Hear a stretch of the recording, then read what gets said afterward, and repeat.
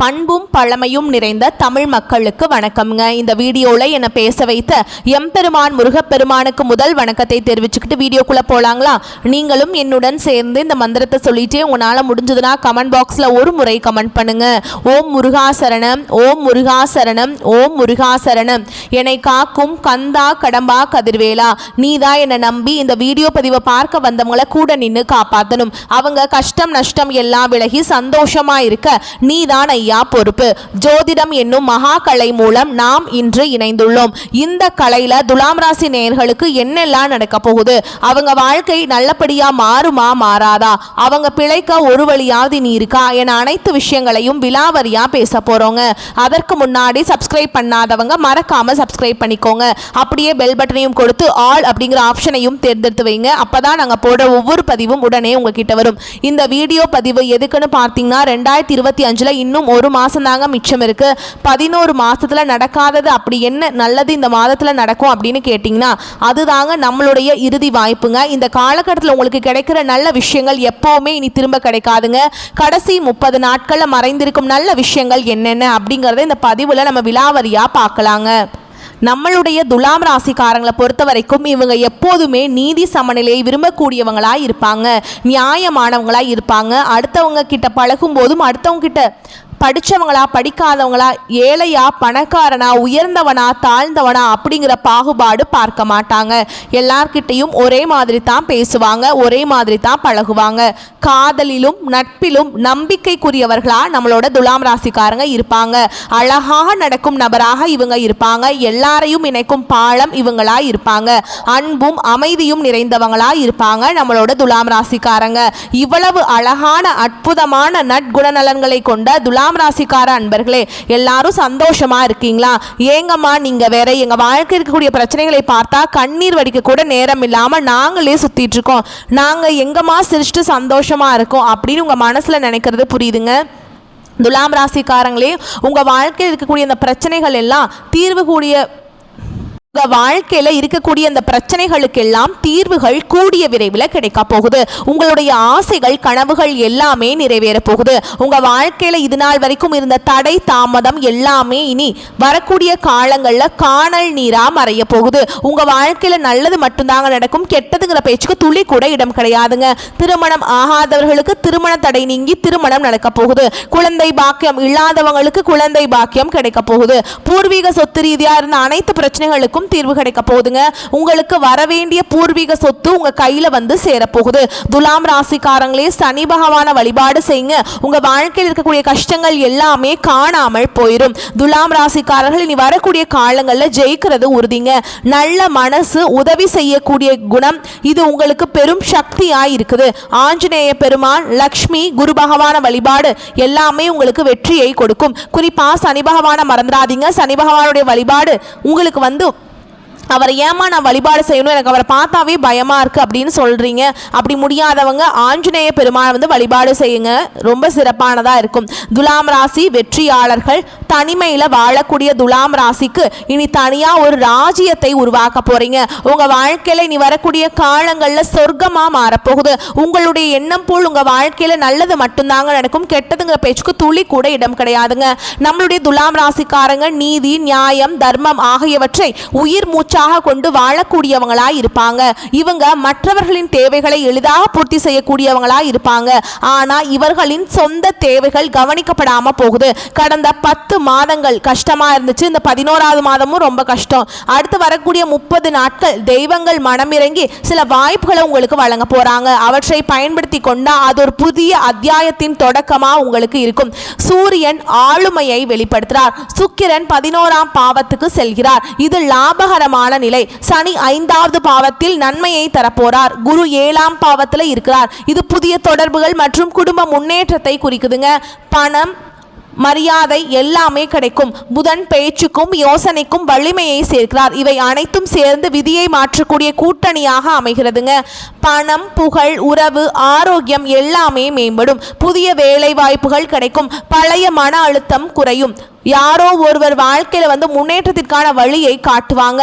வீட்டில் சந்தோஷமான நிகழ்ச்சிகள் நடக்கும். ஆனா அவசரப்படாம பொறுமையா இருக்கணும். காதல் உறவுகள் மேம்படும். குடும்பத்தில் அமைதி நிலவும். சிறிய வரவு கூட பெரிய நிம்மதியை தரும். கடன்கள் அடைக்க வாய்ப்பு கிடைக்கும். மன அமைதி, நல்ல தூக்கம், உடல் ஆரோக்கியம் மேம்படும். சுவாச பிரச்சனை இருந்தா கவனமா பார்த்துக்கோங்க.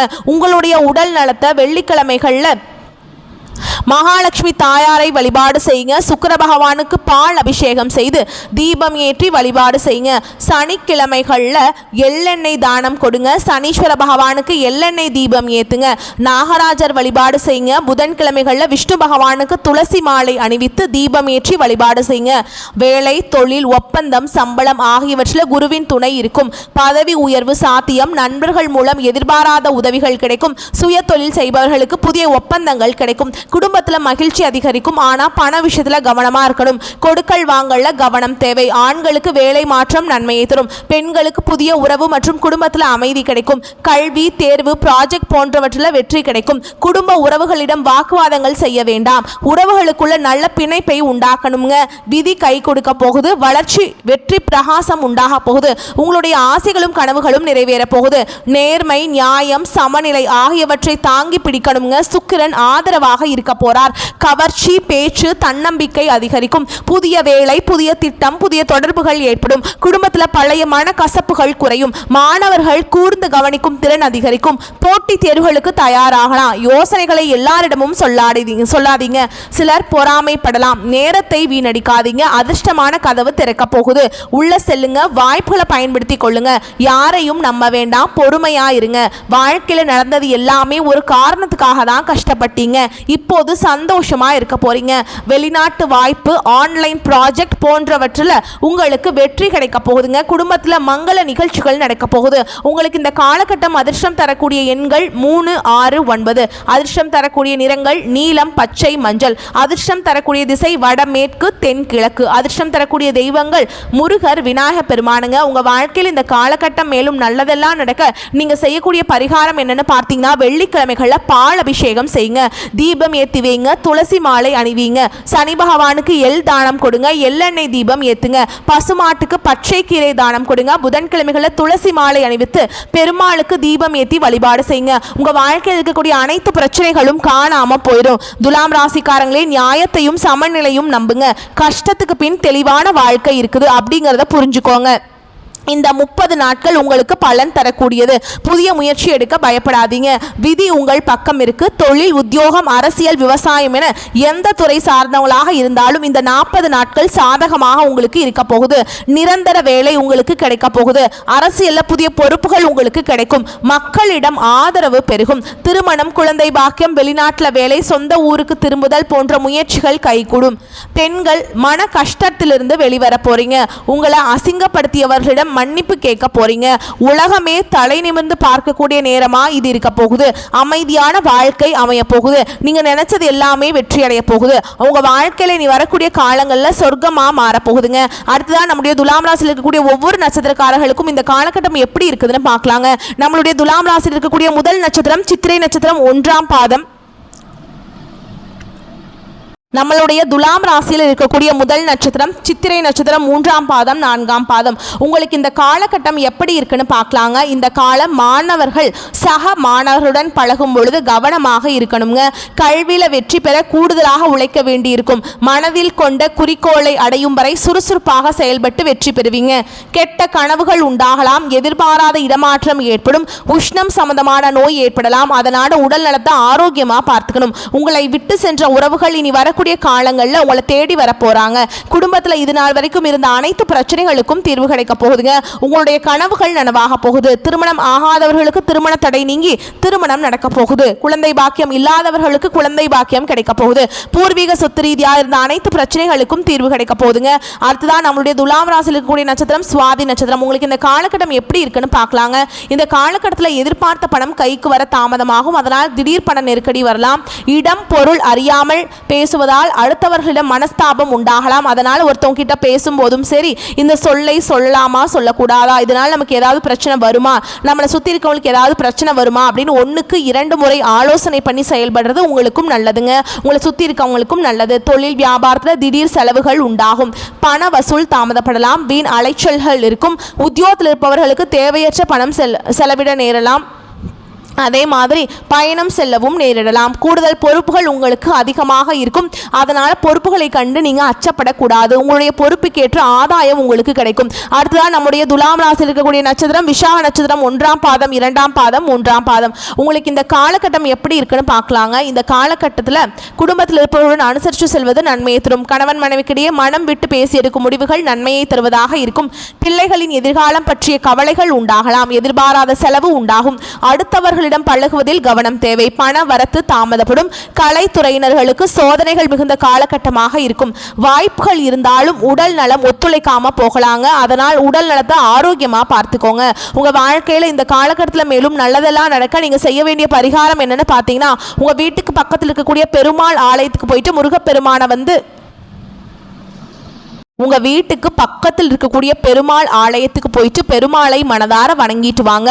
உங்க வாழ்க்கையில் இருக்கக்கூடிய அனைத்து பிரச்சனைகளும் காணாம போயிடும். உங்களுடைய எண்ணம் போல் உங்க வாழ்க்கையில நல்லது மட்டும்தாங்க நடக்கும். கெட்டதுங்கிற பேச்சுக்கு துளி கூட இடம் கிடையாதுங்க. நியாயமும் நேர்மையும் கொண்ட துலாம் ராசிக்கார அன்பர்களே, உங்க வாழ்க்கையில் இந்த காலகட்டம் சாதகமான பலன்கள் அடுக்கடுக்கா நடக்க போகுது. உங்களுடைய ஆசைகளும் கனவுகளும் நிறைவேற போகுது. நீங்க அவசரப்படாம நிதானமாக எதையும் செய்தால் வெற்றி கிடைக்கும். இந்த காலகட்டத்தில் எதிர்ப்புகள் விலக போகுது. நண்பர்களால் உங்களுக்கு உதவிகள் கிடைக்க போகுது. புதிய நபர்களின் நட்பு உங்க வாழ்க்கையில மிகப்பெரிய மாற்றத்தை ஏற்படுத்த போகுதுங்க. உடல் நல பாதிப்பு ஏற்படலாம். கொஞ்சம் உடல் நலத்தை ஆரோக்கியமா பார்த்துக்கோங்க. ஏற்கனவே செய்த ஒரு செயலை நினைத்து நீங்க வருத்தப்பட நேரிடும். அதனால எந்த ஒரு செயலை செஞ்சாலும் 1க்கு 2 முறை ஆலோசனை பண்ணி செயல்படுறது உங்களுக்கு ரொம்பவும் நல்லது. பயணங்கள் செல்ல நேரிடலாம். தந்தையின் உடல்நிலையில கவனம் தேவைங்க. தொழில் வியாபாரம் தொடர்பாக சில முக்கிய முடிவுகள் எடுப்பீங்க. வியாபாரம் தொடர்பான வழக்கு விவகாரங்களை தள்ளி போடுறது நல்லது. எதிர்பார்த்த லாபம் கிடைத்தாலும் பண தேவை ஏற்படும். உத்தியோகத்தில் இருப்பவர்கள் கூடுதலாக பணியாற்ற வேண்டி இருக்கும். மேல் அதிகாரிகள் உங்களுக்கு உறுதுணையாக இருப்பாங்க. குடும்பத்தில் ஏதாவது வீண் விவகாரங்கள் ஏற்பட்டு நீங்கும். கணவன் மனைவிக்கிடையே திடீர் கருத்து வேறுபாடுகள் உண்டாகலாம். அதனால் கணவன் மனைவி இருவருமே விட்டு கொடுத்து செல்றது உங்களுக்கு ரொம்பவுமே நல்லதுங்க. உறவினர்களின் வருகையால் உங்க குடும்பத்தில் சந்தோஷமான நிகழ்வுகள் எல்லாமே ஏற்பட போகுது. உங்களை விட்டு பிரிந்து சென்ற உறவுகள் இனி வரக்கூடிய காலங்களில் உங்களை தேடி வர போறாங்க. உங்களுடைய ஆசைகளும் கனவுகளும் நிறைவேற போகுது. குடும்பத்தில் சந்தோஷம் நிலைச்சிருக்க போகுது. குடும்பத்தில் இது நாள் வரைக்கும் இருந்த அனைத்து பிரச்சனைகளுக்கும் தீர்வு கிடைக்க போகுதுங்க. இந்த உலகத்துல யாருங்க கோடீஸ்வரன்? கோடி கோடியா பணம் வச்சிருக்கவங்களா, பிடிச்ச உணவுகளை சாப்பிட்றவங்களா, பிடிச்ச உறவுகள் கிட்ட பேசுறவங்களா, இது யாருமே கோடீஸ்வரன் கிடையாது. யார் ஒருத்தவங்க நோய் நொடி இல்லாம மனக்கவலை இல்லாம நிம்மதியா தூங்குறாங்களோ அவங்க தான் இந்த உலகத்திலேயே சிறந்த கோடீஸ்வரன். அப்பேற்பட்ட கோடீஸ்வரன் ஆகக்கூடிய யோகம் உங்களுக்கு இந்த காலகட்டத்தில் அமைஞ்சிருக்குதுங்க.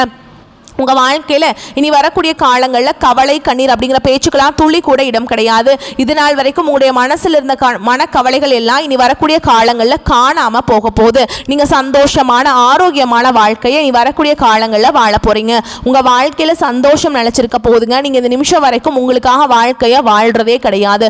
உங்களை சுற்றி இருக்கவங்களுக்கு பயந்து தான் வாழ்க்கையை வாழ்ந்துட்டுருக்கீங்க.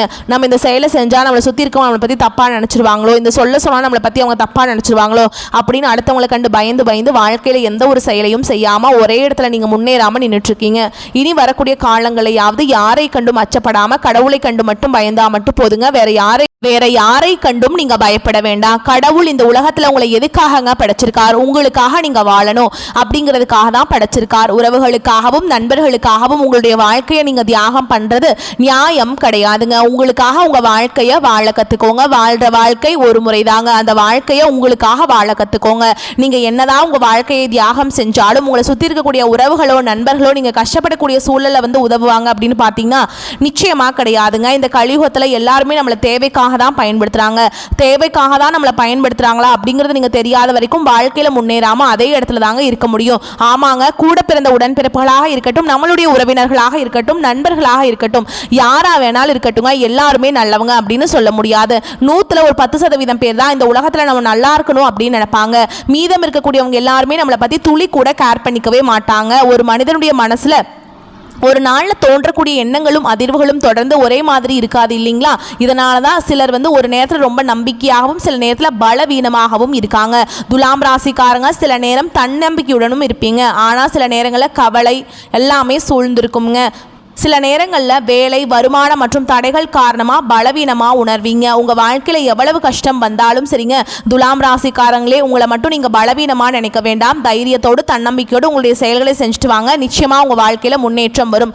குலதெய்வம் எங்கேயோ இருக்குது, என்னமோ இருக்குது அப்படின்னா நீங்கள் நினைக்க வேண்டாம். நீங்கள் எங்கே இருந்தாலும் ஒரு தீபம் ஏற்றி வச்சு அந்த தீப ஒளியில் தெய்வங்கள் இருக்கிறாங்க அப்படின்னு நினச்சி வழிபாடு செய்யுங்க. குலதெய்வமே தெரியாவிட்டாலும் வீட்டில் தீபம் ஏற்றி வச்சு வழிபாடு செய்கிறது உங்களுக்கு ரொம்ப நல்லதுங்க. ஏதாவது ஒரு நல்ல நாளில் குலதெய்வத்தை நினச்சி வழிபாடு செய்யுங்க. குலதெய்வ வழிபாடு குலம் காக்கும், குலம் தலைக்கும். முதல்ல குலதெய்வம், அப்புறம் இஷ்டப்பட்ட தெய்வம், அப்புறம் உங்களுக்கு விருப்பப்பட்ட தெய்வம். எந்த கோயிலுக்கு போனாலும் என்ன பண்ணாலும் ஏற்றம் இல்லையே அப்படின்னு நீங்கள் சொல்லுவீங்க. தினமும் எந்திரிச்ச உடனே சூரிய பகவானை நமஸ்காரம் பண்ணுங்க. அவங்களுடைய அனுகிரகம் இருந்தால் போதும். மற்ற கிரகங்கள் எல்லாம் சாதகமாக இல்லைனா கூட பரவாயில்ல, அந்த சூரியனுடைய பிரகாசம் உங்கள் வாழ்க்கையவே பிரகாசமாக மாற்றிடும். அந்த வெளிச்சம் உங்களை சேரும். உங்கள் வாழ்க்கையில் இருக்கக்கூடிய கண்ணீர் எல்லாம் கரைஞ்சு போயிடும். தேவையற்ற நபர்களுடன் பழக்க வழக்கம்லாம் வேண்டாம். அதெல்லாம் பழக்க வழக்கம் வச்சு நேரத்தை வீண் செஞ்சிடாதீங்க. யார் பேச்சையும் கேட்க வேண்டாம், ஓகேங்களா? நீங்கள் யார் பேச்சை கேட்க வேண்டும் என்பதில் நீங்கள் ரொம்ப கவனமாக இருங்க. மன அழுத்தம் மற்றும் தூக்கமின்மை ஏற்படலாம். கொஞ்சம் பார்த்து ஜாக்கிரதையாக உடல் நலத்தை பார்த்துக்கோங்க. தினமும் காலையில் 6 மணிக்கு தியானம் செய்யுங்க. நீங்கள் தூங்கினாலும் பணம் தரக்கூடிய தொழில்களையும் வேலைகளையும் உருவாக்குங்க.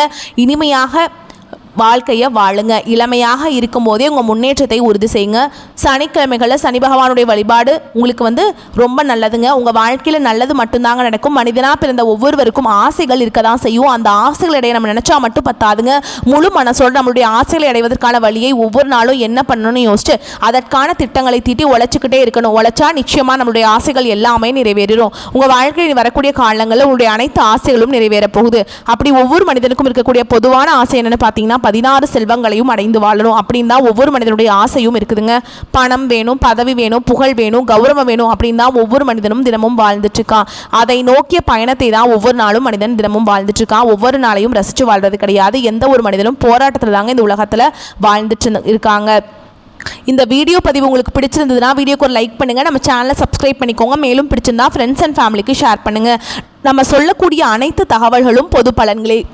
உங்களுடைய தனிப்பட்ட ஜனன ஜாதகத்தை பொறுத்து சிறிதளவு மாறுபடும். வந்த கஷ்டங்கள் கரையட்டும், வரக்கூடிய கஷ்டங்கள் விலகட்டும், என்றென்றைக்கும் கடவுளுடைய அனுகிரகம் உங்களுக்கு துணை வரட்டும். வரக்கூடிய வாய்ப்புகளை மட்டும் கரெக்டாக பயன்படுத்திக்கோங்க. வாழ்த்துக்கள், நன்றி, வணக்கம். வாழ்க வளமோடு நலமோடு.